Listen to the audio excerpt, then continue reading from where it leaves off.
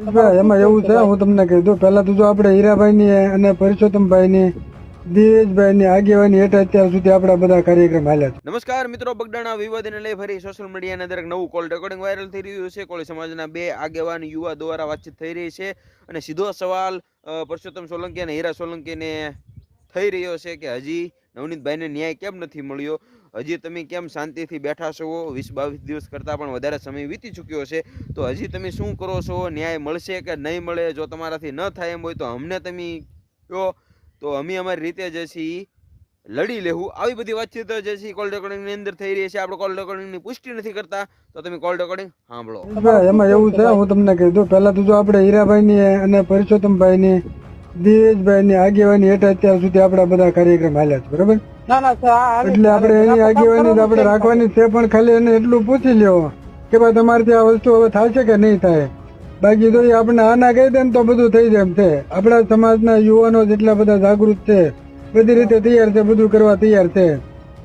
જે એના માટે જે કઈ કરવું પડશે. પરસોત્તમભાઈ છે, હીરાભાઈ છે, દિવેશભાઈ છે, આપણા સમાજના એવા ઘણા બધા વડીલો છે મોટા, એને બધાનો સાથ સહકાર લઈને જ આપણે કરવાનું છે.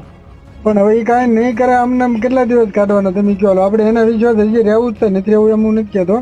પણ ક્યાં હું અત્યારે ક્યાં તમે હાસુ ના માનો, અત્યારે કોઈ મોઢું દેખાડે રેખું નથી. બધા એમ જ કે કા મોટા ઉપાડે લઈને હાલ્યા તો હું કરી લીધું. બરાબર છે. એફઆઈઆર માં તમે નામ ન નખાવી કે અન્ય સમાજ પણ એવા મેણા ટોણા મારે છે કે એફઆઈઆર માં તમે નામ ન નખાવી ગયા, તમારે એટલા ધારાસભ્યો, સાંસદ સભ્યો, કેબિનેટ મંત્રી હું ઉકાળી લીધો એનું. ના બરાબર વાત છે તમારી.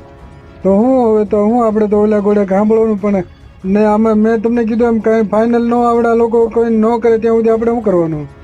કઈક તો કેવું છે ને, કઈ નથી થાય એમ હોય તો કરી નાખે, ના તો એમ કહે કે હવે અમારથી કઈ થાય એમ નથી, તમે તમારી રીતે કરો. તો ઘણા યુવાનો, ઘણા સમાજના આગેવાનો છે કે જે આગેવાની જો એને આપ્યું હોય ને તો પૂરું કરી એમ કે, પણ આપણે બધાને હારે રાખીને જ કરવું છે, એકલા નથી કરવું હતું કોઈને.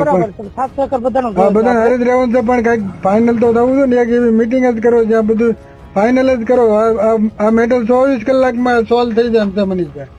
ના બરાબર છે. 24 કલાક સુધી 25મી કલાક નથી થાય એમ તાત્કાલિક. જો એ લોકોથી પોલીસ તંત્ર ને પૂછો તમારાથી થાય એમ છે તો કરો, નહીતર ખાલી 1 જ કલાક એ ખાલી આરોપીઓને આપણને આપી દે. 1 કલાકની અંદર મનીષભાઈ તમામ દૂધનું દૂધ, પાણીનું પાણી થઈ જાય. ત્યાં જાહેર સ્થળ ઉપર આપણે ક્યાં બહાર લઈ નથી જવા.